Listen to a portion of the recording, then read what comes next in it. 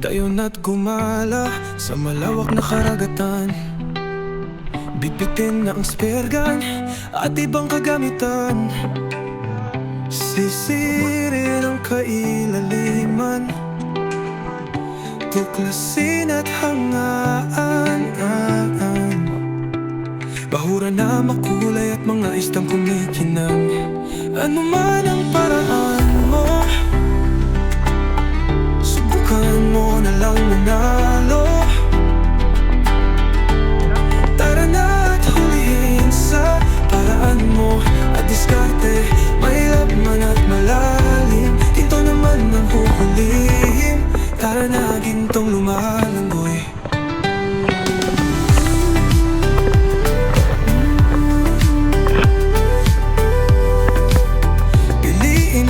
Maging parehas ang paraan, huwag mong sirain ang karagatan. Magpasalamat sa biyaya na galing sa ating inang dagat. Tayo na at malaman na di tayo isang talunan. Pagdagat ang pinag-usapan, umpisahan na ang labanan. Sisitas pero dito na kami sa spot, mga lods.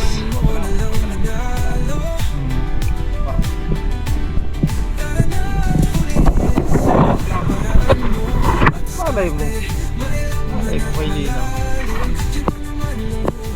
Parang alright.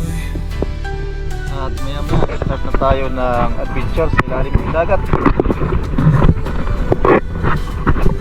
At nandun si Bro Dave. Ayun sa lalo. Babalain ako ulit. Let's go. Dive set. Nakaka-scooter talaga. Ang lamig. Lamig sa admiral.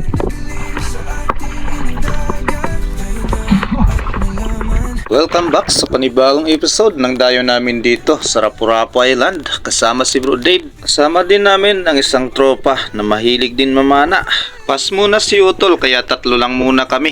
Ito yung pangalawang adventure natin na nakayari ulit tayo ng napakalaking mamaw. Sa simula pa lang nang makababa tayo ng bangka, kailangan na natin mag-load kaagad ng rubber. Maraming pagkakataon nang hindi natin inaasahan, kaya kung sakaling may magpakita na isda, makakatirat tayo kaagad. At eto na, nakaready na tayo mga lods. At warm up na muna dito lang sa mababaw.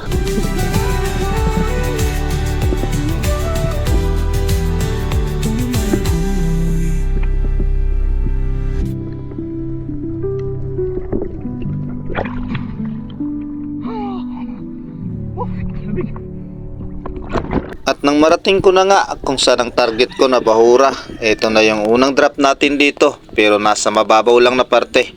Halos 14 meters lang ang lalim nito. Habang naka freefall mode at patuloy sa pag-ilalim, meron kagad akong napansin dito na napakalaking isda. Gumalaw ang mga maliliit na isda kaya napalingon ako sa parting ito.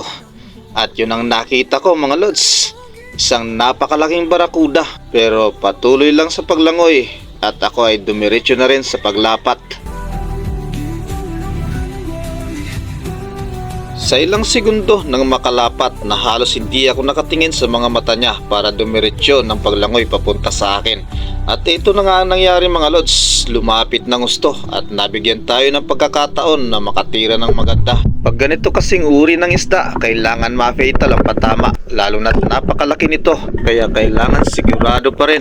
Medyo kinabahan nga lang ako sa tagpong ito dahil napansin kong hindi tumagos ang shafting ko, kaya sinugod ko na ang isda nang makita kong bumagsak ito. Bala ko sanang hawakan ang shafting para maibaw nito at tumagos, pero hindi yun nangyari mga lods at malakas pa rin humatak ang isda.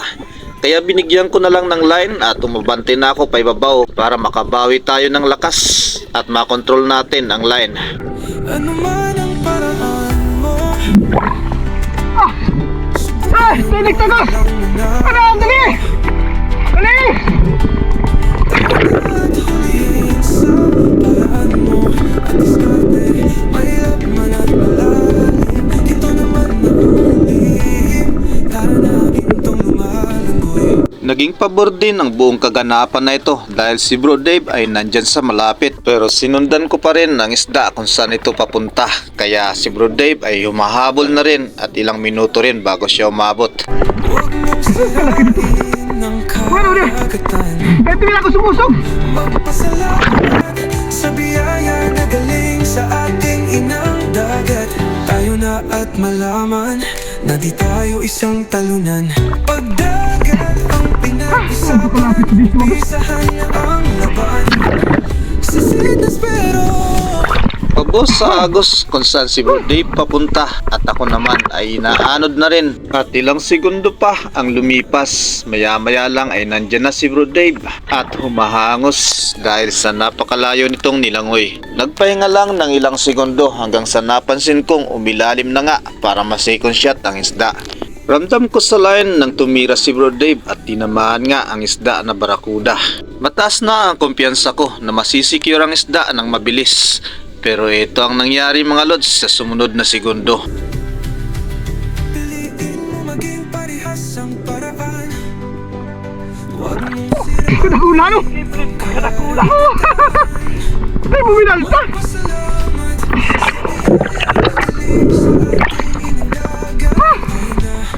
malaman na di tayo isang pagdagat ang pinag-usapan. Umpisahan Sobrang lapit hindi tumakto. Sa tigas ng ulo. At nang bumali ng tingin sa baba, napansin kong binigyan ng line ni Bro Dave ang isda. Umatak pa ito ng napakalakas kaya biglang natanggal ang shafting ko kung saan ito nakabaon sa isda. paraan mo at diskarte. Mahilap man at malalim, ito naman ang huhulihin. Para na gintong lumago. Grabe ang lakas. Bagay sa tama mo. Nahalik yun sa iyo, boy. Tapos ko na lang. Ha? Haliw ko na lang. Halihan, ito yun na daw. Bagay sa tama mo. At ayun na nga ang nangyari mga lods. Alanganin daw yung patama ni Bro Dave kaya dali-dali ko nang hinatak ang line. Nagkabuhol-buhol nga lang sa shooting line ni Bro Dave kaya hindi ko ito mahatak agad. Kaya umilalim ako para ito ay matanggal. Naging kalmado lang ako sa bawat kilos ko para hindi ako hingalin kagad. Medyo nakaramdam nga lang ng konting kaba sa tagpong ito. Kailangan kasi na matira ulit ang isda dahil nga sa malakas pa ito humatak. Napakalaking sayang kasi kung ang isda ay makakawala lang sa pagkakataong ito. Kiblit ka, tama. Tirahin din. Tulad ko yun doon.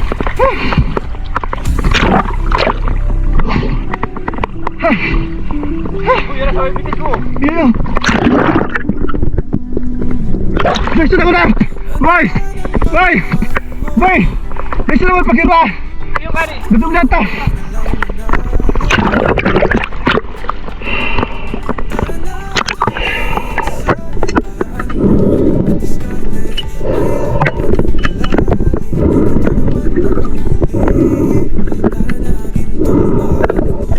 Halos natataranta dahil sa pagmamadali pero naibalik ko naman ng maayos ang shafting sa barrel.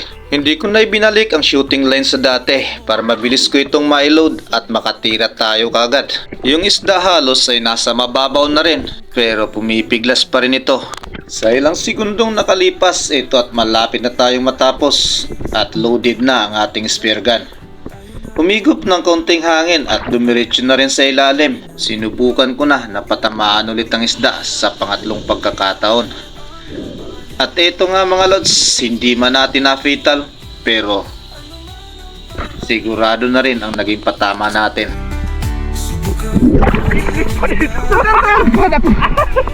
Putet, putet.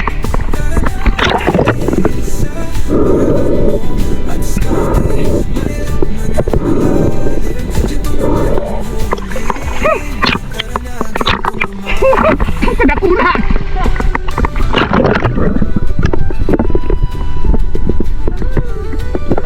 Oh, grabe. Manipis yung patama ko.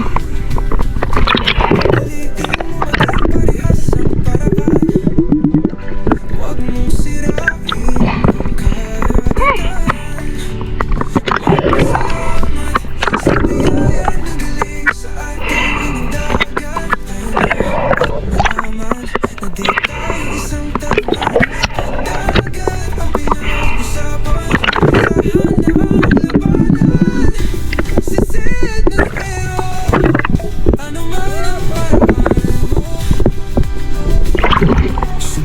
Ay!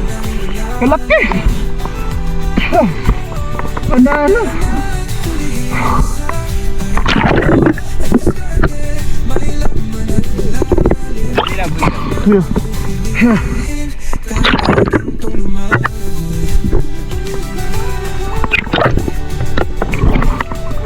Wow, kita.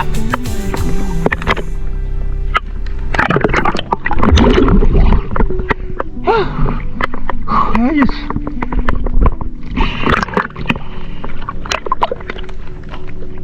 Grabe biyaya! Ilang kilo ko yata!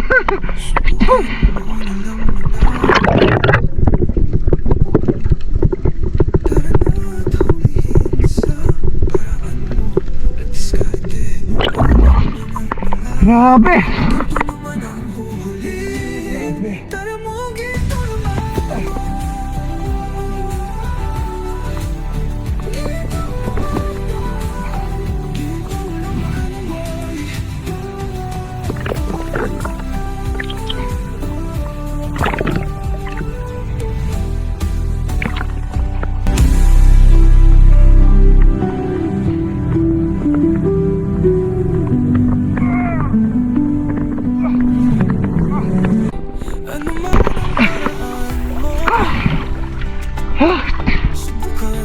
Ano tayo?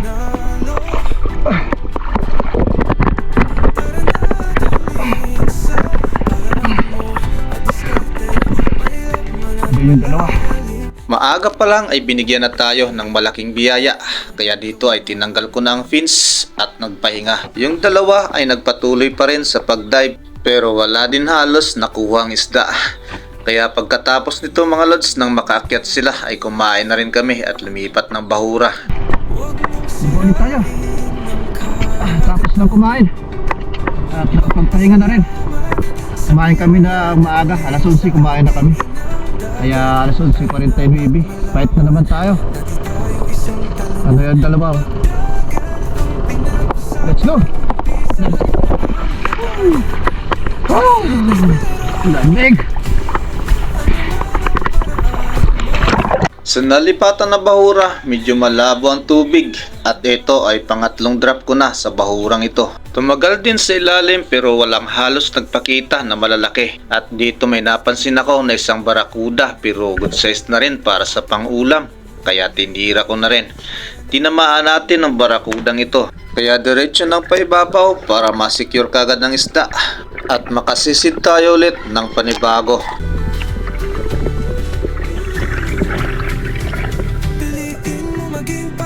Ang paraan, huwag mong sirain ang karagatan. Magpasalamat sa biyaya na galing sa ating inang dagat. Tayo na at malaman na di tayo isang talunan. Pagdagat ang pinag-usapan, umpisahan na ang labanan. Sisid na spero, ano man ang paraan mo. Subukan mo na lang manalo. Tara na't hulihin sa paraan mo at diskarte. Next drop at umabanti na ako sa unahan. Habang pailalim ako dito at napalingon ako sa may bandang kanan, may napansin ako dito na isang malaking coral trout. Agad kong itinutok ang spear gun dahil napakalapit na pala nito at ito ay tinamaan natin mga lods. Kulang 2 kilo na rin halos ang isdang ito. At ang isdang ito ay naibigay pala natin sa isang kaibigan natin dito sa Rapu-Rapu Island. Alright, at panalong panalo. Anong paraan mo? Subukan mo na lang manalo. Tara na't hulihin sa paraan mo. Diskarte, mahirap mo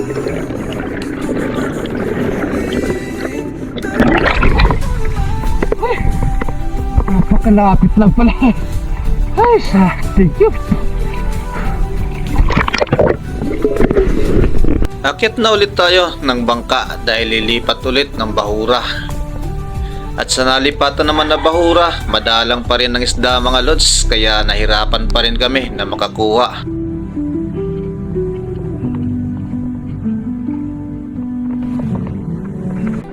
Ano man ang paraan mo, subukan mo na lang manalo. Tara na at humihin sa Alas 12:54. Nakadalawang isda kagad tayo. Right. Nakailang drop din tayo sa nalipatan na bahura. Nakakuha pa nga ako dito ng isang coral trout na malaki na rin at dalawang maliit na pang-ulam. Kaya ayos na rin mga lods. Na-delete ko nga lang ang video ng coral trout na natira ko dito. Kaya wala tayong naisunod na video mga lods. Si Bro Dave nakayari din ng isang surahan, napakadalang ng isda. Kaya ako lang ang nabiyayaan ng malaking barakuda sa araw na ito. Pauwi na kami dito mga lods. At thank you pa rin sa biyaya at labis na pag-iingat. dagat ang pinag-usapan. Umpisahan na ang labanan. Sisid na spero. Shoutout time muna tayo. Shoutout pala kay Jewel Cornel at sa iyong asawa. Kay Ma'am Nurin Andwa. Shoutout din po sa iyo. Shoutout sa mga taga Bulusaw, Lawaan, Eastern Samar. Galing kay Alan Abanador ng GMA Cavite. Shoutout sa iyo Lods. Shoutout na rin sa Antiro Dingkog Espada family ng La Union, Dayadi, Nueva Vizcaya. Jenny Vic Prado, shoutout na rin sa iyo. Shoutout na rin kay Prime Ramon Dulpina, Randy Puno at Dinis Pidida. Shoutout na rin po sa inyo. Victor Balag ng Anguno Rizal, shoutout na rin. Kay Leo Tomas na rin, shoutout din sa iyo Lods. Ribando Shalongo ng Las Piñas City. Biboy Lucernas ng Cainta Rizal, shoutout din sa iyo. Irene Diaz, shoutout na rin. JR Villarete ng Catanduanes, shoutout na rin sa iyo dyan. Shoutout na rin pala kay Jeffrey Rundina at sa misis niya na si Ma'am Anita Pahares ng Pinagbuhatan, Pasig. Live Hurt ng San Antonio, Samar, shoutout sa mga taga Samar. Elvis Montales ng Asluman, Hamtik Antiki, shoutout na rin sa iyo Lods. Marcelino Daliba ng Valenzuela City. From Saudi naman, Maria Reyes, shoutout po sa iyo. RB Balira ng Caloocan City, shoutout na rin. Gudo Oliva ng Naay Cavite at sa family de la Cruz, shoutout na rin po sa inyo. Shoutout na rin kay Leopoldo Orsal at sa asawa niya na si Marilu de la Rama ng Quezon City. Tata Untoy Fuji Edward ng Quezon Province, shoutout po sa inyong lahat at God bless all. Mag-iingat po lagi. Subukan mo na lang manalo. Tara na at humihin sa paraan mo. Diskarte, may laman at malalim. Ginto naman ang huhulihin. Tara mo, ginto naman.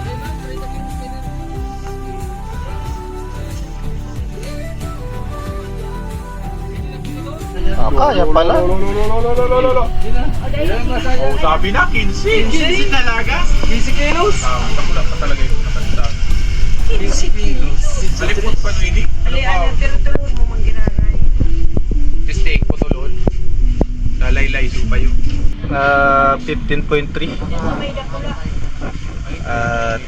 3K. Tapos pala na. Pagulo? Panalo.